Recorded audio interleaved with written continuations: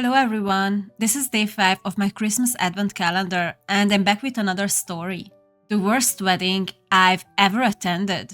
Okay, that title is very strong. Let's see what we have here. After recently discovering this sub and reading the stories, I wanted to share my own tale. This happened 25 years ago, but so many of the details are burned in my brain. Sorry for being so long, but this was a mess before, during, and after the wedding. You never have to apologize for a long post on this channel, bestie. I was groomsman for two friends getting married, or rather, I was friends with bride and friendly acquaintances with groom. Both were 20 years old, but were from evangelical families who pushed young marriage so they could start having children right away. Think the Doggers without the TV deal or as many kids. They met at church where groom's father was a pastor and dated less than 6 months before they were engaged. They were then married less than 6 months after that. Some of the details I remember from being a part of this, both the wedding and the lead up to it. Bride had spent years telling our entire friend group that she was going to be a virgin when she got married. Even a month before the wedding, she was lording her virginity over the heads of our non-married, non-virgin female friends. Okay, that's completely your decision to make.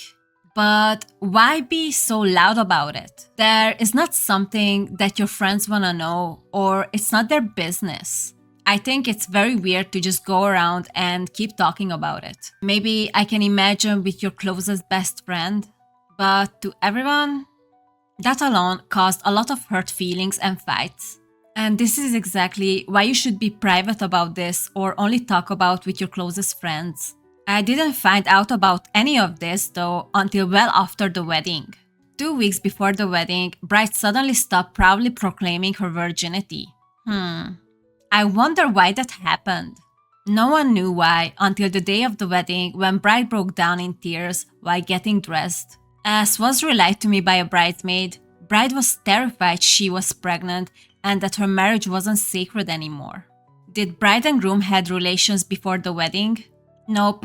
She was giving him other stuff in the car, during which he was finished on himself and not on her. She was so woefully naive about sex that she thought simply getting a man's stuff on her hand would get her pregnant. Oh my god, that's not naive, that's very, very uneducated. OP said that this was 25 years ago, but even in the year 2000, there were biology books around. To make matters more awkward, she refused to believe the bridesmaids when they told her pregnancy doesn't work that way. She only calmed down when she told the story to the groom's mother, who promptly had a birds and bees talk with her soon-to-be daughter-in-law. I guess better later than never. Now, on to the wedding itself. Due to the stress of planning the wedding and trying to navigate the expectations of her highly conservative, traditional, woman should be seen and not hurt future husband, bride had put on quite a bit of weight from stress eating. Red flags. Red flags everywhere. But I get at this point I'm 25 years too late to say, girl, don't get married to him. I am not shaming her for that at all. The problem was that she was done her dress fitting almost 4 months before the wedding. When bride's mother tried to convince her to go back in for a new fitting to account her new size, bride refused. Oh my god, I can see how the disaster is brewing. She swore up and down that she hadn't gained weight, despite half of her wardrobe no longer fitting her. She picked up the dress a week before the wedding, but refused to try it on. Again, she swore it would fit. She finally tried it on a day before the wedding and had a panic attack that it didn't zip up anymore. She probably knew deep down that it wouldn't fit. And this was exactly the reason why she refused to try it on. But obviously, after a certain point, it was inevitable. Thank God she tried it on a day before because then they still had time to do something about it. Her mother, a sweet and wonderful woman, stayed up until nearly dawn sewing panels into the side of the dress to make sure it would fit bride. Was bride thankful for her mother's efforts? Well, I freaking hope so. Nope.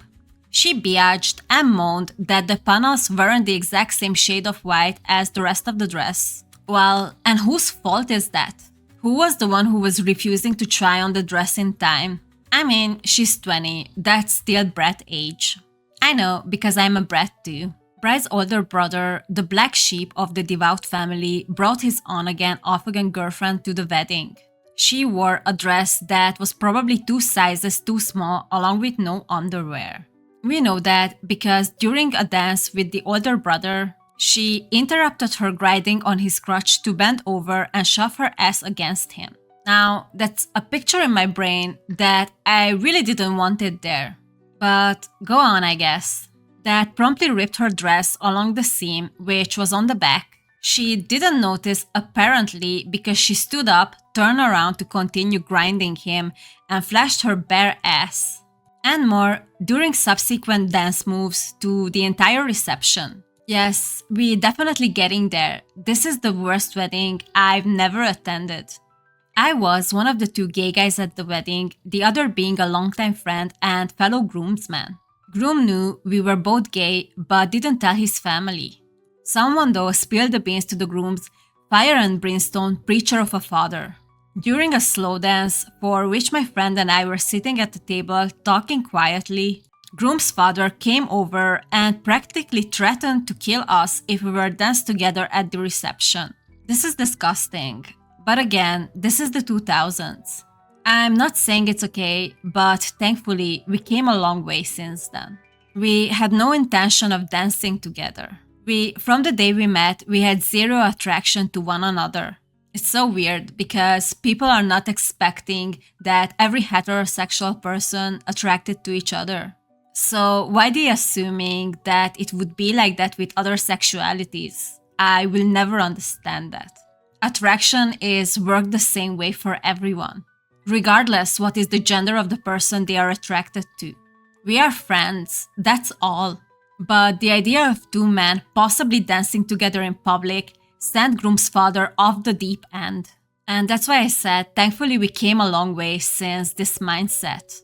Groom's little brother, 14 or 15 at the time, snuck a bottle of wine away from the bar and was found drunk, puking his gut out in the grass behind the venue. Oh yes, how ironic. Isn't that awesome how the groom's father spent his time on you guys instead of keeping an eye on his own child? Amazing parenting. Of course, fire and brimstone preacher didn't care. He was too busy giving the side eye to me and my gay friend for the rest of the night. Of course he did. He is giving exactly that energy. When the party was over, bride and groom went to leave. Written on the back of the groom's car wasn't just married or something like that. Bride's 2 brothers had written, "Free the frick."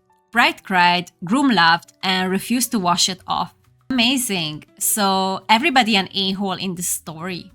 A few months after the wedding, I had lunch with bride at her request.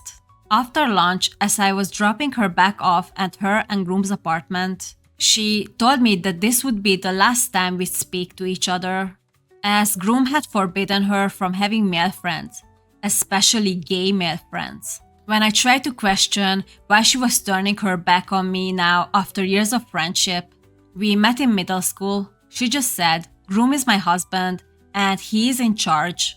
I cannot disobey him." So the ending of this story basically turned out to be a horror movie. She didn't have a husband. She had a keeper. And she's basically his pet now. That is a life I don't wish upon anyone, not even my worst enemy. Like I said, that was 25 years ago. True to her word and to my own desires after that lunch, she and I have never spoken again. In fact, no one in the friend group, who were all groomsmen and bridesmaids, spoke to either of them again. Groom insisted that bride cut off all men and non-virtuous women from her life. Bride, like the proper evangelical wife she was, did exactly as she was ordered. Well, I feel bad for her. Her life is not her own anymore. That could be never me. But I guess some people are okay that others dictate their life. And it looks like she's one of them. If she wants to live like this, it's her prerogative. And at the same time, you deserve better friends than this. If she was okay with losing your friendship, you should be too. But let's see what Reddit thinks. This is gloriously awful. You win, sir. Those two fools and both their families are loose. Man, I wonder if the bride is okay today. I was wondering that too. But she looks so brainwashed that even she's not okay, she wouldn't admit it loud. It's hard for me to imagine that it would be anything in the world that would make her leave her husband and divorce him. And according to OP, he said in the comment section that they are still married and have 5 daughters. Bright spent years bragging about her virginity only to end up in a marriage where she had zero autonomy. The irony is almost poetic. Glad you escaped that mess. For sure, OP deserved better friends, not someone who would just get rid of them like they never mattered. Anyway, I hope you enjoyed today's story. If you did, please subscribe and see you tomorrow.